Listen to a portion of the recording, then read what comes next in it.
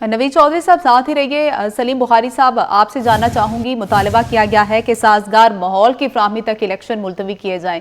कौन से साजगार माहौल आपको लगता है कि ये डिमांड कर रहे हैं तमाम सेनेटर्स में? देखिए, गुजारिश ये है, पहली बात तो ये जरूर मेंशन करना चाहिए कि जो अफनानुल्लाह हैं, जो मुस्लिम लीग नून के नुमाइंदा सेनेटर हैं, उन्होंने इस करारदाद की मुखालफत की है। तो ये बात तो बिल्कुल वाज़ेह हो गई कि नून लीग किसी सूरत नहीं चाहती कि इलेक्शन जो है वो मुलतवी हो।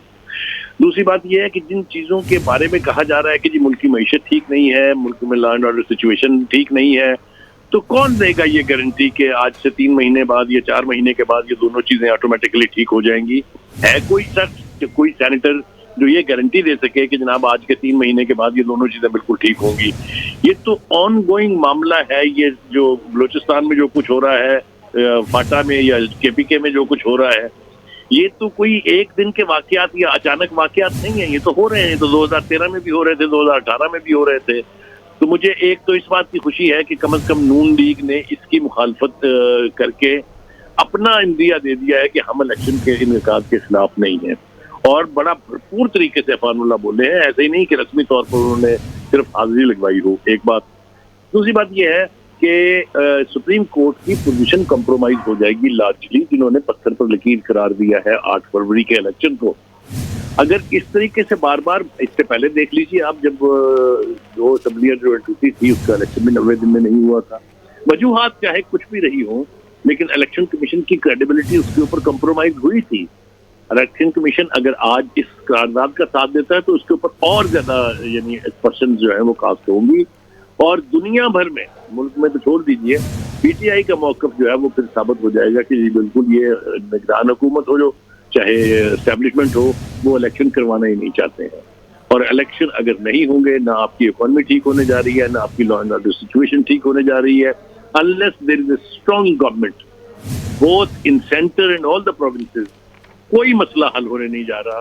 लिहाजा इसके लिए जरूरी है कि इलेक्शन जो है वो बर वक्त करवाए जाएं और इस तारीख को आगे ले जाने की कोशिशों की नफी की जाए। नवीद चौधरी साहब, आपसे जानना चाहूंगी कि अब आगे क्या होगा, क्योंकि जिस तरह से अभी जिक्र भी किया सलीम बुखारी साहब ने कि नून लीग ने भी इसके हक में नहीं है कि इंतखाबात जो हैं वो डिले में जाए। अब पीटीआई भी नहीं चाहती, तो अब क्या ये दोनों जमातें दोबारा से अदालत का दरवाजा खटखटाएंगी? नहीं, ये तो करारदाद है ना। करारदाद की क्या अहमियत है? फैसला तो इलेक्शन कमीशन ऑफ पाकिस्तान ने करना है या सुप्रीम कोर्ट ने करना है। करारदाद तो एक प्रेशर क्रिएट करने की कोशिश हुकूमतों की जानिब से जो हाइब्रिड निजाम मुसल्लत रखना चाहती हैं, और उसमें पीपल्स पार्टी अब धारा खुल के साथ आ गई है। मुस्लिम लीग नून के मुशाहदुल्लाह साहबजादे अफनानुल्लाह साहब आज बहुत अच्छा बोले हैं, जैसे बुखारी साहब ने बताया। तो उन्होंने मौका इख्तियार किया, लेकिन पार्टी की अगर मेन लीडरशिप इस वाले से आज प्रेस कॉन्फ्रेंस करे शाम को 5-6 बजे, शहबाज शरीफ खुद बैठे हैं या नवाज शरीफ बैठे हैं, नवाज शरीफ को खैर मास्क ही नहीं उतारने पे तैयार अभी तक, तो वो बैठ के बात करें ताकि उनकी पोजीशन भी क्लियर हो। हमें तो उनके मतलब भी बहुत डाउट है, और मौलाना फजल रहमान तो पहले ही लाइन ले चुके हैं कि डिले किया जाए। बात फिर वही है कि आप जो कुछ मर्जी कर लें, डिले करें या ना करें, इससे आप पाकिस्तान के आइन के नफी कर रहे हैं। इलेक्शन कमीशन ऑफ पाकिस्तान के वजूद को आप नहीं मान रहे, सुप्रीम कोर्ट ऑफ पाकिस्तान के वजूद को आप नहीं मान रहे। ये पोलिटिकल पार्टी अगर ये अमल करने शुरू हो जाए उसके बाद तो फिर मुल्क का अल्लाह ही हाफिज है। और ये बात बिल्कुल अपनी जगह मुसल्लम है कि कतई तौर पर कोई डिले करने से या कहना चाहिए कि कोई और मजीद अपने तय अच्छे वक्त का इंतजार करने से कोई अच्छा वक्त नहीं आने वाला। पाकिस्तान के अवाम की हालत बिल्कुल नहीं सुधरेगी। पाकिस्तान के सी पैक के मामला हैं वो बहुत आगे नहीं बढ़ेंगे। पाकिस्तान के मिडिल ईस्ट में मामला हैं वो बहुत आगे नहीं बढ़ेंगे। पाकिस्तान खाद्य पर उसका असर नहीं होगा, बहुत अच्छा। ये सारी चीजें एक बहुत बड़े नुकसान की तरफ चली जाएंगी। ये कॉस्मेटिक चीजें जो आपको इस वक्त नजर आ रही हैं, वो इसलिए है एस्टेब्लिशमेंट ने खुद बीच में आकर बहुत सारी चीजों को रोका है, जिसमें एस्टेब्लिशमेंट के हमायत याफ्ता अनासर मुलवस होते हैं और चीजें कंट्रोल नहीं होती।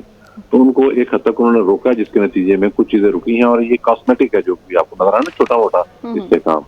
अगर हमने कॉन्स्टिट्यूशन को ही अलविदा कह दिया तो उसके बाद वही है। और पीटीआई के मौक़िफ़ की तईद है, और पीटीआई और टीटीपी का मौक़िफ़ भी एक ही है। और जो उनके साथ मिलता जाएगा वो ज़ाहिर है यही चाहेगा कि मामला जो है खराबी की तरफ जाए, तो खराबी की तरफ चले जाएंगे, बहुत बड़ी खराबी की तरफ चले जाएंगे। जी सलीम बुखारी साहब, मैं आपसे जानना चाहूंगी कि इलेक्शन कमीशन के पहले भी इख्तियारात थे, लेकिन हमने देखा कि मामला अदालत में गया, अदालत ने उसमें इंटरफेयर किया, फिर जाके कोई एक तारीख सामने आई, 8 फरवरी की तारीख आई। अब क्या इलेक्शन कमीशन जो है इस करारदाद को किसी खातर में लाएगा या नहीं लाएगा, क्योंकि इससे पहले भी इलेक्शन कमीशन का किरदार हमारे सामने है। देखिए, पहली बात तो यह है कि नवीद चौधरी साहब ने बिल्कुल दुरुस्त कहा कि करारदाद की